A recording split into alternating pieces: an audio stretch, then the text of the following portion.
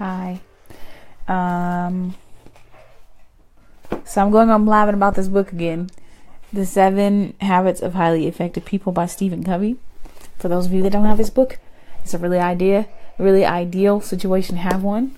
I'm like literally applying this stuff to my life, and it is amazing.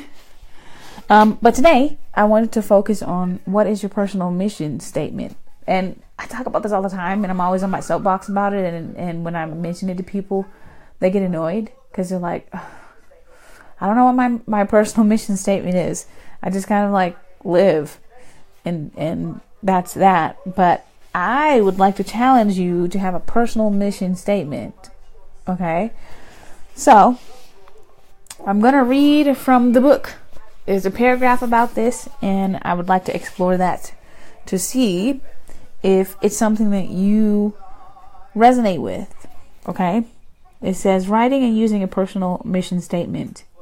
As we go deeply within ourselves, as we understand and realign our basic paradigms to bring them in harmony with correct principles, we create both an effective, empowering center and a clear lens through which we can see the world.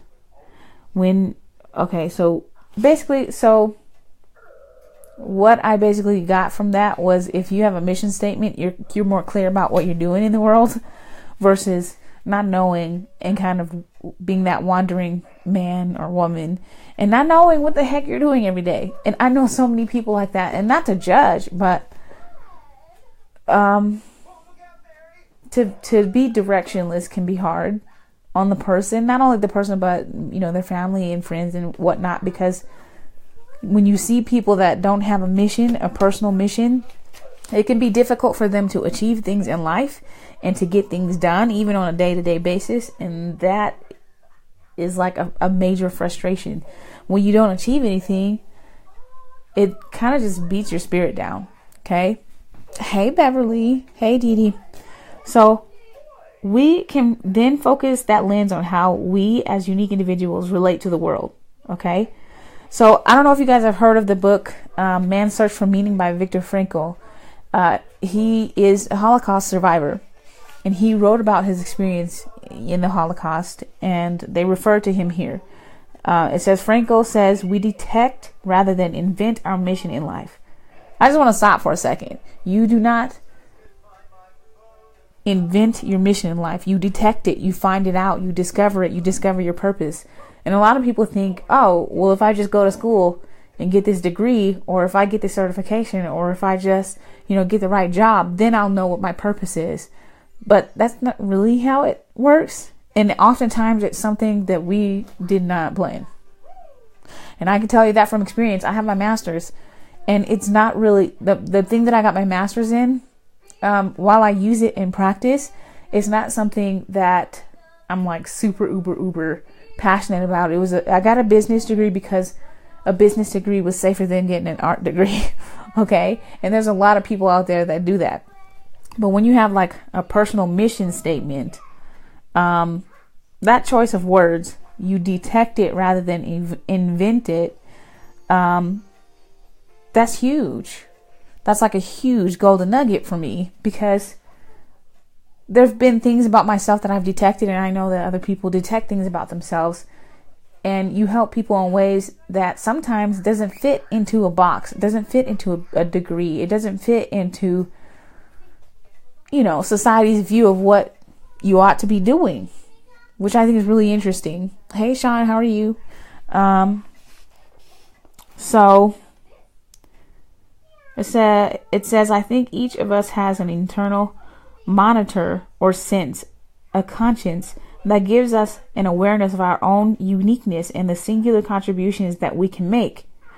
In Frankl's words, everyone has his own specific vocation or mission in life. Therein, he cannot be replaced, nor can his life be repeated. Thus, everyone's task is as unique as it is specific opportunity to implement it. So that is huge. I just want you to know, everybody that's watching, no one is like you. Literally, no one is like you. I know you hear this a lot. Oh, you're special, you're unique. that's true. Like, no one can repeat your life. No one can speak the same sentences as you, as the way that you say it. Your voice is unique. Your fingerprint is unique. I mean, the best way that I can describe it is that you are like a snowflake. Snowflakes are all different. I mean, they may look the same, but if you look at them under the microscope, they're all different. Structurally, they're all different. And yes, humans have the same structure as far as DNA and all that stuff goes. But like, when you think about what your mission is in life, what your personal mission is, it's not going to be the same as mine. And mine is not going to be the same as yours. You have different talents. You have different abilities. You even have different brain capacity. So there's going to be a completely different experience for you through life.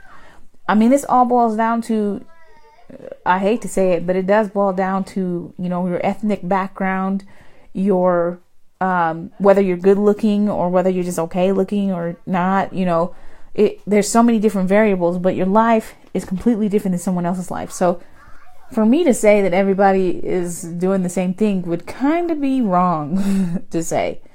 So I think that's really interesting. Thus, everyone's task is as unique as is his specific opportunity to implement it. That is just mind blowing to me. It is, because it just clears everything up. You are not a cookie cutter person. Like, you don't fit into a cookie cutter mold. Okay? The things that you do in your life and the things that you choose to implement may not be the same for someone else. What's important to you is not important to someone else. You may resonate with someone that I don't resonate with, and vice versa. So I think it's really interesting that is pointed out here. It says, in seeking to give verbal expression to that uniqueness, we are again reminded of the fundamental importance of proactivity and of working within our circle of influence. Okay, so when they say circle of influence, I'm assuming they're talking about your area of expertise or your zone of genius. Your zone of genius is whatever you're good at. What are you good at that other people are not good at? What do people come to you and ask you advice about? Or what are people constantly asking you about? Or like, for me, I didn't realize it, but I'm able to hold space for people, and so people will tell me things. And I didn't realize that that's not something that everyone can do. And when you think about it, some people are impatient, and so they won't sit there and listen to what somebody has to say. But I will sit there. I've been known to sit there and talk to someone, and not even talk to them, but listen for hours. And by the end of the conversation, they have told me so much stuff that, like, they're like, I can't believe I'm telling you this. I don't even know why I'm telling you this. And I've heard that so much. But not everybody has that skill or talent. So what is your skill or talent or ability that other people don't necessarily have, or that people are constantly asking you about? Because basically, you're going to use that as your compass, your mission statement. Okay? I realize that I have the ability to give people peace. Okay? To allow them to find peace in themselves by talking about things. Okay? And that's something that not everybody has the desire to do or the ability to do. And that's okay. To seek some abstract meaning to our lives out in our circle of concern is to abdicate. What? I don't even know what that word means. Abdicate. That's a new one for me, y'all. Abdicate or proactive responsibility to place our own first creation in the hands of circumstance and other people. That's really interesting. So whatever you create, you're literally giving it to people firsthand. So you're creating an experience for people. What do people feel when they're around you? You know, like, what do they say about you? Like, what is it that you're contributing to people around you? And when I thought about that, I hold space for people a lot. But I also am able to give people advice that is so particular to them that they're like, wow, that's just really awesome. And it's only because I listen to them. You know, Beverly says, renounce something. Yeah. Oh, is that what that means? Abdicate. Thank you. There's some words in here that, look, hey, I have my degree, but that does not mean I'm the smartest person in the world. And I have my English degree, but there's some words that I've never seen. I've never seen that one used in a sentence. So that's definitely a new one for me. It also says our meaning comes from within. Again, in the words of Frankl, ultimately, man should not ask what the meaning of his life is, but rather must recognize that it is he who is asked. Interesting. In a word, each man is questioned by life, and he can only answer to life by answering for his own life. To life, he can only respond by being responsible. Interesting. That is so, interesting.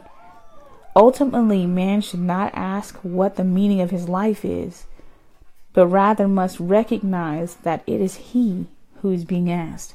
Wow. Wow. So really, you can only answer about your life. And it's just funny because I have a lot of people ask me questions about what their purpose is and what they ought to do. And really, they're the only, that sentence means that they're the only person that can answer that question. You're the only person to answer the question about what your life purpose is and who you are and what your mission is. I can't answer that for you. I can only maybe point you in the right direction of some activities that you can do to find that out. But when it boils down to answering the question, you're the only one that can answer that question. You're the only one that can answer the question as far as what is it that you have inside of you that you can give people to make an impact.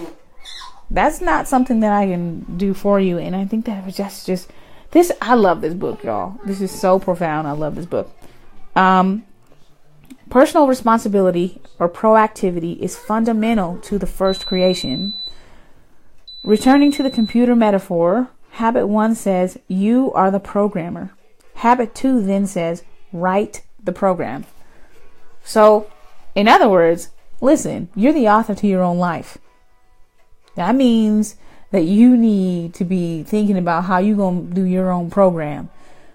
Don't allow other people to program you. And this is, oh my gosh, this is so important. And I've seen so many people programmed and institutionalized and living off of government-made, man-made systems that either brainwash them or that put them in almost in a state of comatose. Like, you watch the same programs, the TV programs, and they have different things in them, subliminal messages and things like that.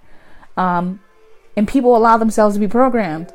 And this is one of the reasons why I had to get out of corporate America, because I felt like I didn't really have a choice in a lot of the things that I was doing, which is what they want you to believe. Like, look, you need to be at work, you need to clock in at 9 to 5, you need to take your lunch at 1 o'clock, you need to do, and I was like, no, I don't really want someone else programming me to do what they want me to do. And so that's one of the reasons why entrepreneurship was a better path for me.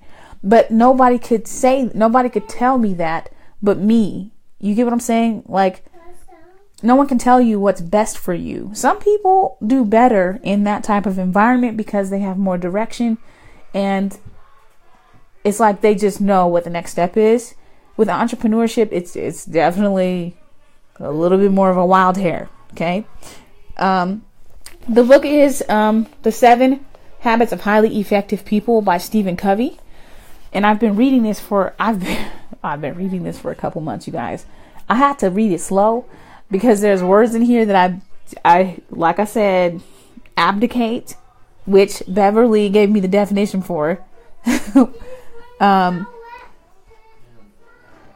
Darren said, great topic. Wish this video was public so I can share.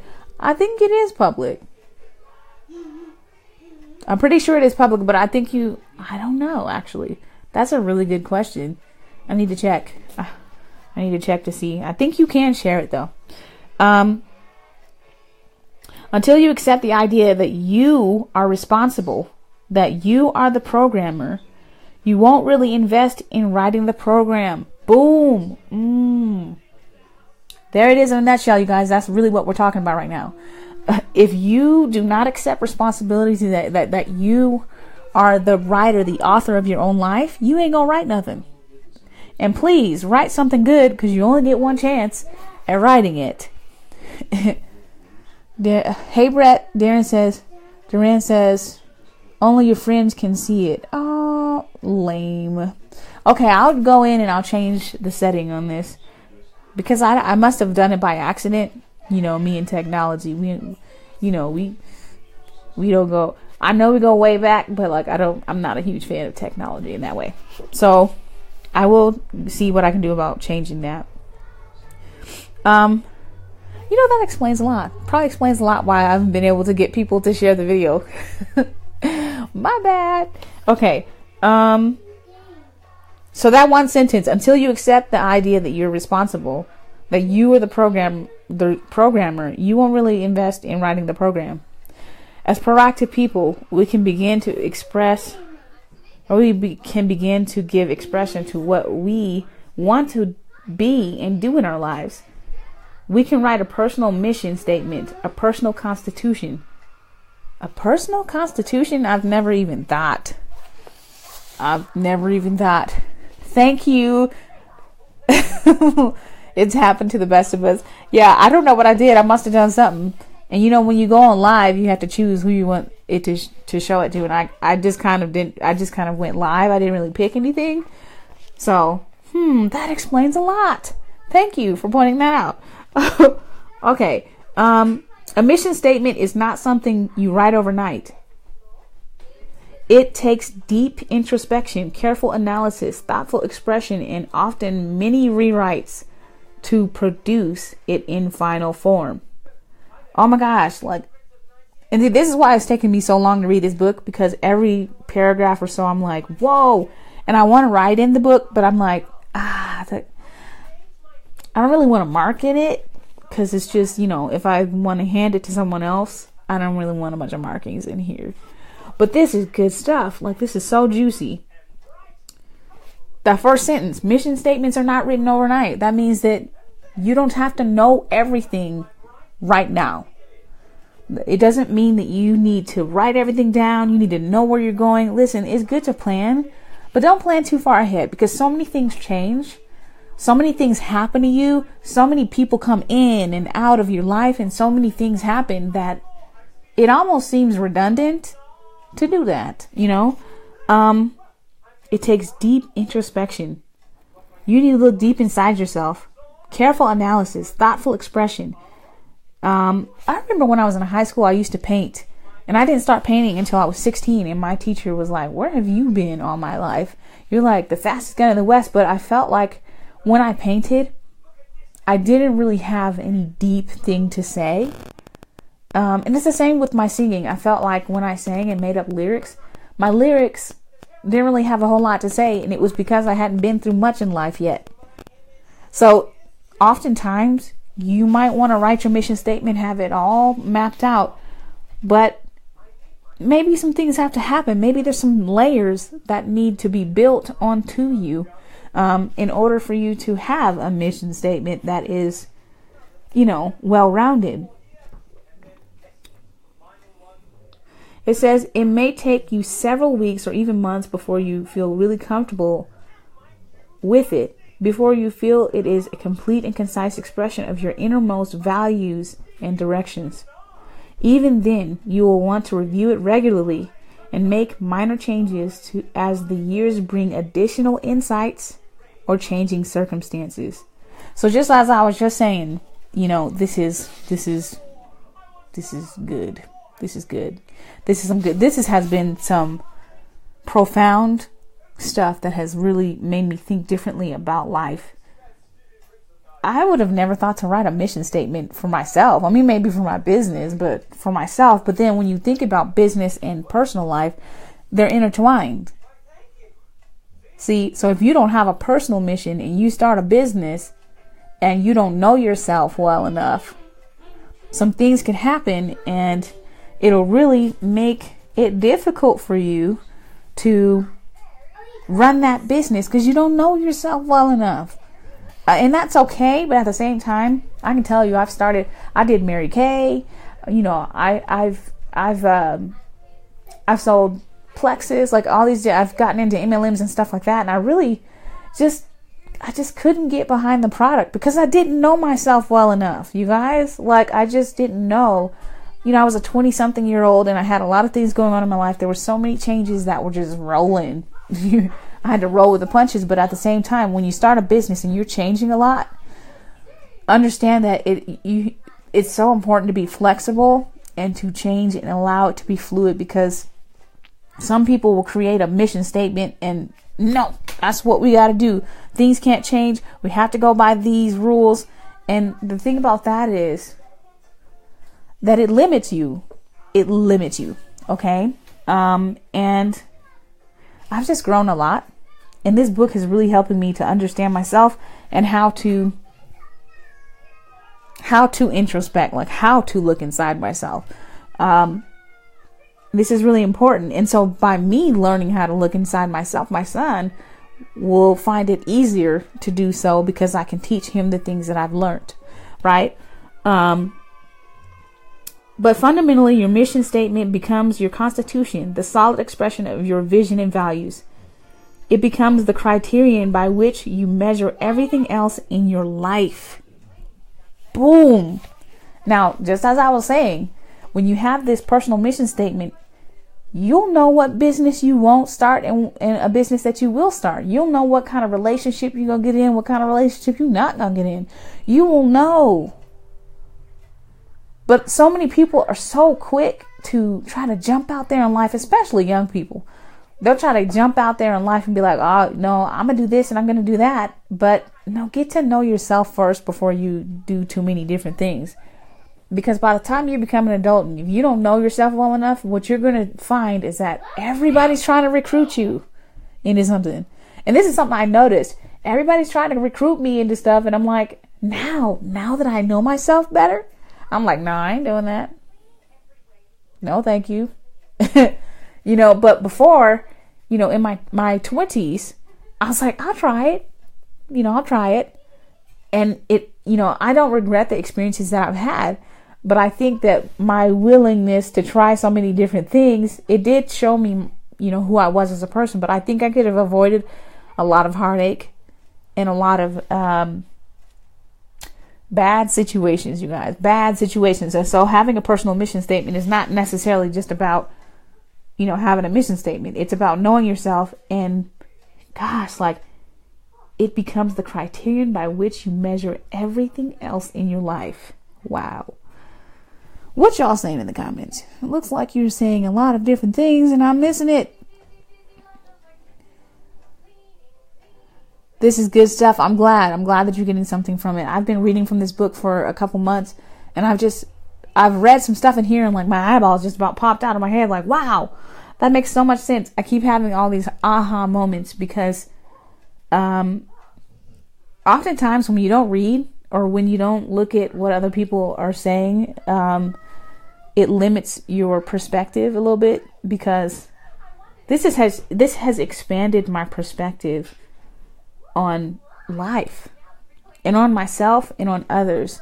And when you have a broader perspective, you're more compassionate in understanding of other people. Because you can see things from a different angle that is not necessarily just bias, but overall you can see both sides of it. I don't know. It's, for some reason, it's just opened up this portal of compassion. When I see people going through something, or when I hear people talking about things, it makes me feel something.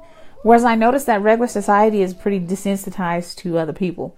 You know, we're all looking at our cell phones. We're not necessarily looking at other people. Misty says, yes, I have rewritten my mission several times. I need this book ASAP. I would write and highlight all over it. Yeah, I've been tempted to do that, but I'm like, no, I don't want to dog ear it either, because I'm like, I don't want to taint the page. I don't know. Oh, Misty says, me too, many ventures. You know what? And that's the thing. When you're younger, You try different things because you're curious, but also because you don't know yourself as well. And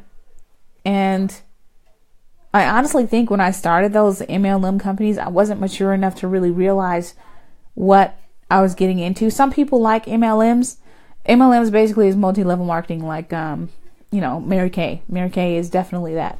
But when I started that, I really felt like I wasn't driven enough to really realize that I had no glass ceiling and that I had an opportunity to make whatever I wanted.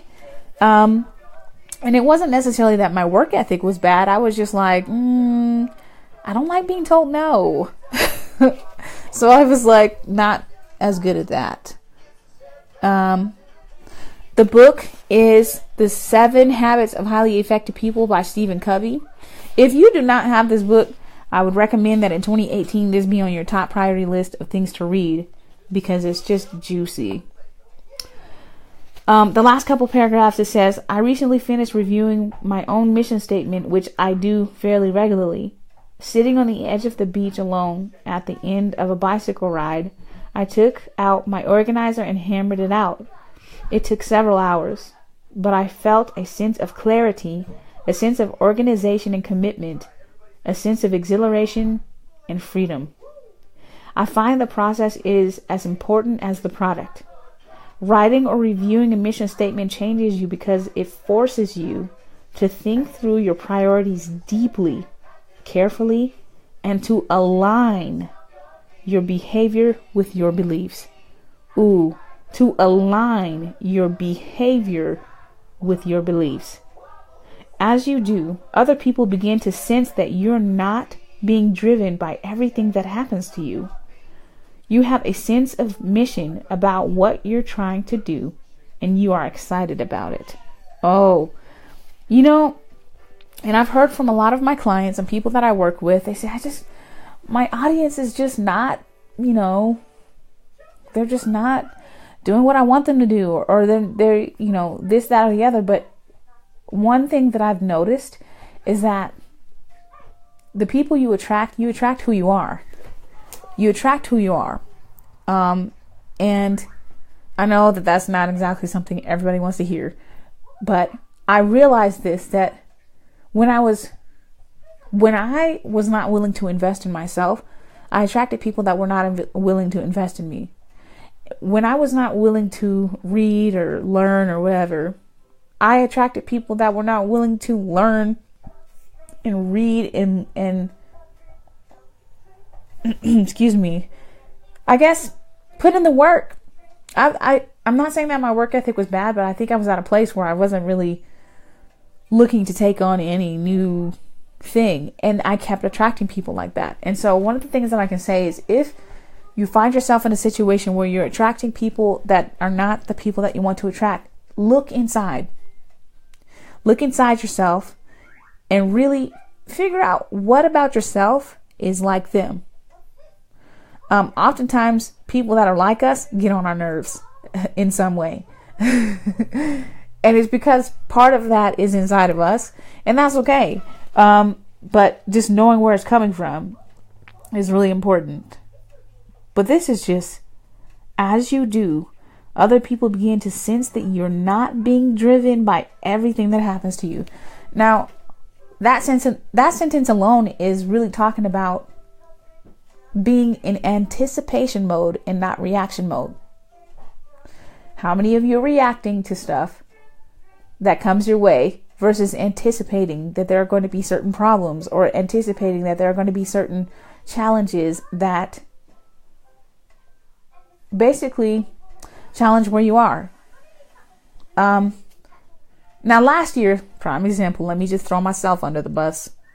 Last year, it wasn't a good year for me financially, family-wise, and a whole bunch of other things. Okay. And I was in reaction mode. I was like, oh my gosh, and it was just a fearful year. It was a year that I was just worried about everything. Stress, so much stress. But this year, because of what happened to me last year, this year, I can anticipate. I have some time. I had some time to stew on that, to mull it over, and to really think about how could I have done better last year? How could you have done better last year? Did you react mostly, or were you anticipating some things that may have come your way? So you can't anticipate everything, but you can indeed think about things before they happen and decide right now how you're going to react. That's called anticipation. So what are your thoughts on that? Because I think that definitely, I'm not that old. I'm only 31. But you guys, I've been through some stuff. And what I can say is the times that I was in reaction mode, that was when it was the hardest for me. Because it seemed like things were just back to back to back to back. I like what Les Brown says. He says, you're either coming out of a storm, headed towards one, or in one. But definitely there's always something. So the thing is there's different seasons in your life. There's the season of planting and there's the season of harvest. But through those different seasons, you have to anticipate whether there's going to be problems with growth. You have to anticipate whether there's going to be, things that come around that may not necessarily be good for you. Gosh, I just learned so much last year, and I just became conscious about the people that I was around, the things that I was saying, like the language that I was using. Phoenix, hey Phoenix. Phoenix says, I've done my share of MLM. Can you talk more about entrepreneurship and knowing your life mission? So, entrepreneurship, the thing that helped me to discover what I wanted to do is because I used my pain as my purpose. For me, I knew that I wanted to work with women because I felt that women were not equal in a lot of ways to their male counterparts. And it's not necessarily like I guess that qualifies me as a feminist, but I don't really identify with those titles because I think that every person is just a person that is all for human rights. Either you're for human rights or you're not. And I think that everyone should be treated equally. But in entrepreneurship, for me, the deciding factor on what I was going to do is I realized that people always came to me for advice about business, or they came to me for advice, or they came to me to listen. And so I said, okay, well, what kind of profession could I get into that would help people be at peace, to be able to talk about the things that are bothering them, and how can I pair my education with the things that I'm doing in my business to help them. So I paired all of that stuff together. But for me, the mission was simple. I wanted out of corporate America. I hated my job. When I say I hated my job, it made me physically sick to go to it. And for me, that equated to, okay, how can I use my education? So I have my master's in marketing. I have my degree in English. I'm really good at helping people bring peace to their lives. I'm really good at listening to people. So I decided coaching was the best thing for me. And once I did that, I realized, wow, this is really cool. But I also thought even further. I kept hearing everybody complaining about their job, like including people that were really close to me. And I thought, how can I solve that problem? How can I help them out? How can I help them get out? So then I started thinking, okay, well, I can create an e-course that'll show them how to do it. Because then anyone can access that, and not just women, but I don't have to be like physically present for that. So I started thinking of ways to serve people without me being there. And that was, creating an e-course. And all of that, it took me a year to figure it out. It took me a year of struggle. It took me a year of frustration. It took me a year of feeling like no one was listening, even though a lot of people were impacted and they all started telling me that they were being impacted at the same time. Sometimes the fruit of your labor, it doesn't reveal itself until you feel like giving up. Okay? So For me, entrepreneurship was really about falling on my face, like falling on my face and discovering myself at the same time. Some of it was wonderful, and some of it hurt. It hurt, but I failed forward. When you are trying to look for the place that you fit, just examine what people come to you for. And I noticed I coached a lot of people for free last year, and I really realized, okay, I need to really actually make a business out of this coaching, because people were coming to me left and right wanting to just talk and I held space for them. And I realized that's something that I'm meant to do, is hold space for people. And then when I've held space for them, to give them the answers that they need that will help them out of the situation that they're in. So last year helped me to get to the point where I finally decided what to narrow down to. The problem with a lot of entrepreneurs is they want to do everything. They're all over the place. They got all these different ideas. And the problem with that is, if you have all these different ideas and you are targeting everyone, you want to talk to everyone and help everyone, you're actually helping no one, because they don't know who you're talking to. So what I finally realized was, when I narrowed it down, I work with service providers, people who provide a service. It doesn't matter what the service is, but they're providing a service. And I figured out how to free them from time, from being time bound. And it was through the e-courses. And so for me now, what I focus on is helping service-based providers create e-courses so that they can quit trading their time for money. Right? And now that frees them up to do whatever it is that their sole purpose is. They're putting their expertise in the e-course, and then they're going and they're really doing that thing, that they want to do. That sole purpose. So for me, entrepreneurship has been like a crazy wild journey. And, there's been times where I've cried, and there's been times where I've jumped for joy. There's been times when my husband's giving me the side eye, because he's like, we gotta, we gotta pay these bills, And so it's real. It just gets real. There's been times where I've been frustrated with my son, because I'm like, God dang, I can't do anything because I work from home. But it has been the most wonderful, most beautiful experience, because not only have I gotten closer to my family, but I've also discovered more of myself and what I can contribute. The best way that you can answer the question, what is your mission, is to dig deeply in yourself and to listen. Just listen. Oftentimes people do way too much talking, and then they don't hear anything, and they're like, what the heck? Where's everybody? I don't hear anything. Well, shh. Just listen. So finally, when I started listening and I started surrendering to the things that I just naturally was good at, that's when things started to flow, because I aligned my behavior with my beliefs. So first, it was irritating to me when people kept telling me, just align. I'm like, what the hell does that mean? What does that mean? Align. What do you mean align? It just means listen to your internal compass. It means listen to whatever it is that you really keep. It's like whatever it is that's tugging. What is it that's tugging? What direction is it tugging you in? What are some things that have happened to you, that's happened to you on multiple occasions, and you're like, that's weird. That's a coincidence. No, it's not.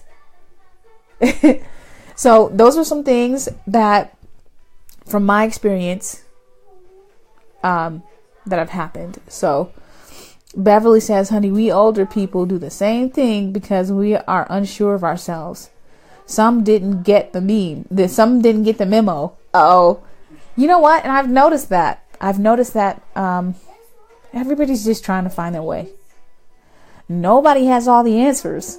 Not even the scientists, not even the doctors, not even these people who have the highest degree of education, and that's okay. We don't need to know all the answers. What we do need to do is work together so that we can create an environment that is conducive to learning, so that we can work together to build something great without destroying a bunch of things. I mean, if you look at the way the world is and the state of the world, I really believe that if we could just come together and communicate, that we're all scared and that we're all walking around without all the answers, we'd be able to laugh at ourselves more, and be able to work together, really. Phoenix says, I have it, the original and the condensed version from the 90s. Cool. I did a Facebook Live on my phone to share this into my Black Therapist rock group. Oh, this is so deep. It is. And you know what? And here's the thing. Last year, I fought against having this conversation because I thought, business people don't talk about this. But then I realized, what if I'm not just a business woman? What if I'm actually meant to really touch people in a way that is deeper than just sales? What if I'm meant to make people think, hello. and that was something that I felt afraid to do because, what are people going to think about me? Some of these topics are a little woo-woo, and, they are based in pseudoscience sometimes. And a lot of people tend to toot their nose up at pseudoscience. Or, sometimes people don't really feel compelled to listen to someone that's talking about your brain and how you need to change your neural pathways. That all of that talk is kind of confusing to some people or overwhelming to some. Oh, my cat's meowing. What? You guys hear my cat? What is it? Piper, what are you? My cat's funny. Beverly says, we attract who we are in business too. Wow, love that. Oh yeah. And the thing is, I couldn't understand this for the longest time, and it pissed me off. I was walking around here super angry, and I was just like, what is the problem? How come I'm not attracting the people? Where's my tribe? So when you become true to yourself, and when you allow yourself, your light to shine, you attract people that are like moths to that flame. But until you get over the idea that you are supposed to be a certain way, that won't happen. The line in this book about aligning your behaviors with your beliefs, what are your beliefs? And where exactly did you get those beliefs from? Was it societal, or was it based off of what your parents said? A lot of people believe certain things because they heard it from someone else, and it's just always been that way. But what do you really think?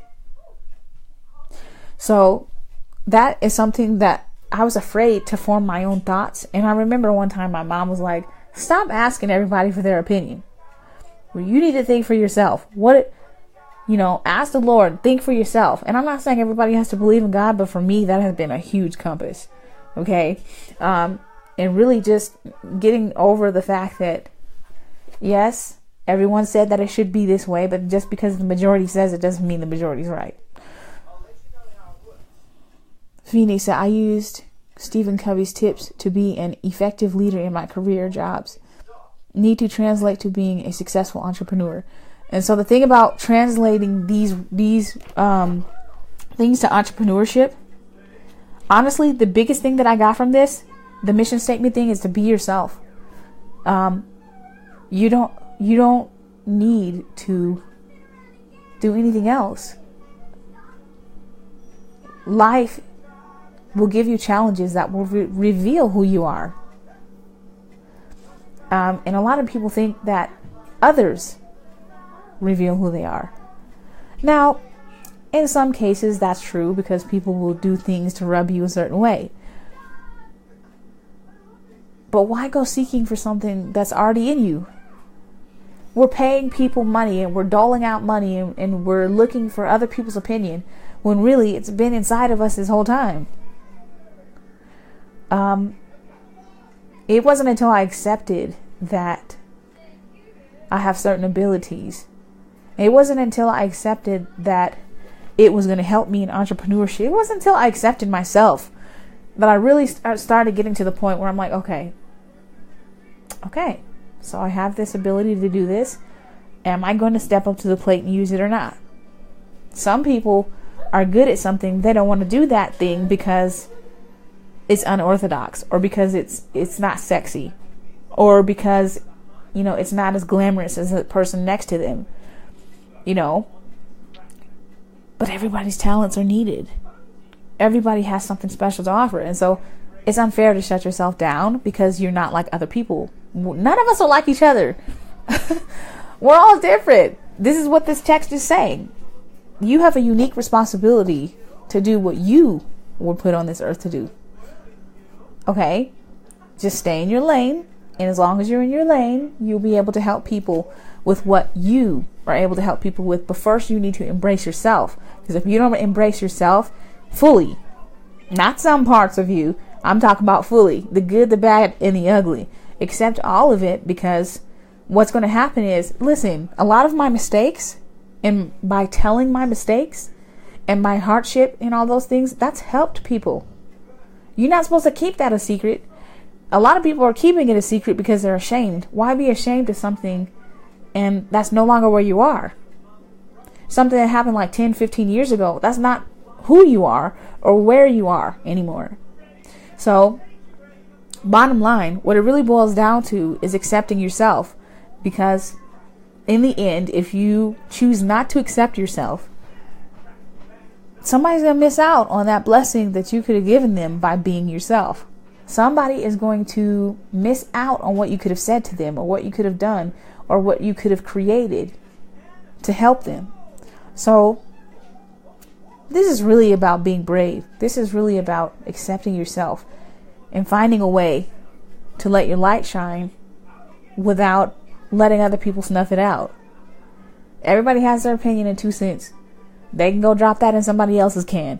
Thank you, but no thanks. Okay. Nadia E. Giddy, how do you say that? And Daphne Fuller, please watch this video. Who are those folk? Hey girls. Okay, Marsha's watching. Hey Marsha. Hey Vaughn. Eve, we need you as an instructor in our Rockstar Therapist Academy. That's not the first time that people are like, oh my gosh, my community needs you. And if I never opened my mouth, if I was too afraid to get on camera, you guys, I don't like the way the right side of my face looks. There's that side of your face that you're just like, we're gonna stay on this side. If I was just too insecure about a lot of the things, like how sometimes when I laugh, my nose gets stuffy. Or, if I was super critical about myself and I didn't get on camera and talk about anything, there's a lot of people that would miss out on what I had to offer. So I got over myself and said, okay, this is scary, but I'm going to do it anyway. Do it with your knees knocking, with your teeth chattering. Okay, do it anyway. There was at one point I was like, well, what am I going to say? What am I going to get on camera and say to these people that are watching? And you guys know that public speaking is the number one fear, but now at this point, I do it so much, I'm not afraid. But y'all got to be brave, carefree, and fearless.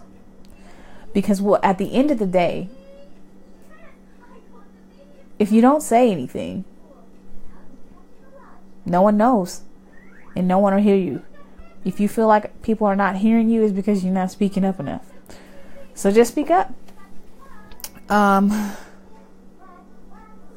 Phoenix said, dig deep, just listen. I don't believe in coincidence. I don't believe in coincidences either. That's not Everything happens for a reason. I'm the type of woman that everything happens for a reason. Everything happens for our greatest good. It's to teach us something or to help us teach someone else something. Misty says, yes, it starts with discovering who we are. Now, how many of you, just out of curiosity, how many of you feel like you know yourself well enough to help someone else? Because that's really what this boils down to. Do you feel that you know yourself well enough to help someone else and not to get lost in other people's opinion? It took me a long time to get to that point. It took me a long time to not be as, like, it used to be so bad to the point where my mood would change if someone had a bad opinion about me. And now I'm just like, okay, thank you. I received that, but I'm going to return it back to sender because I don't believe that. Or, whatever the case may be. It used to be to the point where I couldn't take a compliment. It was hard for me to take a compliment. And I just was really hard on myself. And a lot of people are hard on themselves. But by my being transparent and allowing people to see that I'm human, I make mistakes. I don't know what every word means. And I'm not perfect.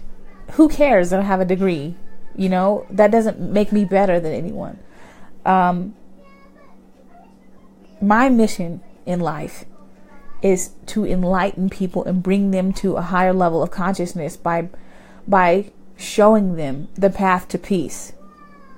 It really hurts me to see when people are fighting or when people are sad. Even though there are moments in my life where I'm fighting with somebody or I'm sad, but my mission in life is really just to free people from either self-inflicted servitude or other people who are bullying them into servitude, And I feel like corporate America is bullying a lot of people. The government is bullying a lot of people, and let's not even get on that. But I'm just saying, like, there's a lot going on, and now is the most important time for you to be in alignment with your beliefs. Now is the most important time for you to know what your personal mission statement is and how you will contribute to the greater good of everyone. Now is that time.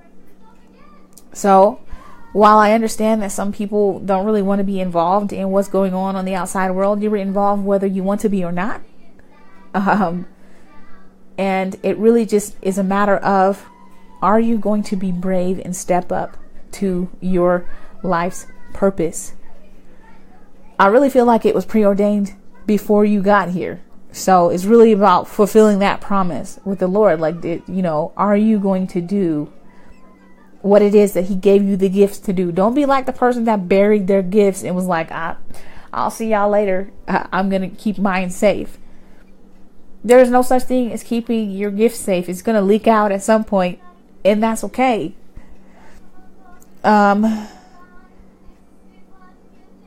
Hey, Jeffrey.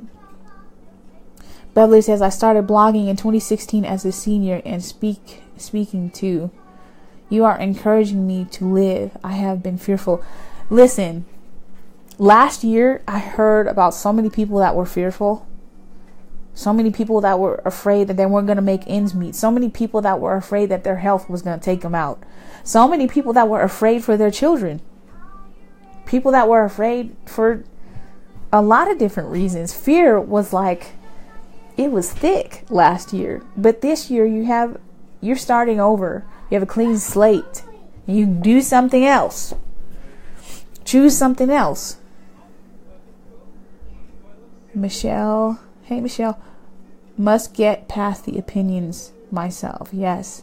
So for those of you that can relate to this, honestly, the best thing that you can do is get this book. This book is a wonderful read, but also I'm going to be on live and I'm going to be discussing some deeper issues because I feel like I'm meant to do so. For one, I'm being led by the Spirit to do that. But also just setting aside my own fear and setting aside my own disbelief, of the things that I'm meant to do. Sometimes I don't feel like I'm meant to help. as many people. Like, sometimes I feel like I shouldn't be on the camera. Like, sometimes I feel like that, you know. But at the end of the day, if this is helping you guys, who am I to deny you of that? The cat is just like on my head about something. Come here, kitty. You guys want to meet my cat? This is Piper. Say hi, Piper. Piper, Piper, Piper. She lets me hold her like a baby. I love that. All right, go on. She's so sweet. Anyway, my son has been complaining about food for a while, so I'm going to go feed him. But I just want to invite you to join me in conversation. I will be talking about some deeper issues. I'll be on again tomorrow around the same time, and we can talk about these things and talk through these things. You can't do business without knowing yourself and without being aware, self-aware, and aware of other people. And so that's what I'm going to be talking about, because this year my focus is transformation. Transformation, not only of the mind, but of the body and of the spirit. Transformation. So for those of you that would love to be on that journey with me, I'm going to be on around the same time tomorrow, and I'd love to have this conversation with you. Until next time, this has been a conscious moment with Eve. You guys have a beautiful, most amazing, wonderful, fantastic day. And remember, be grateful and find something to share with someone that will impact their life. All right, you guys. Talk to you later.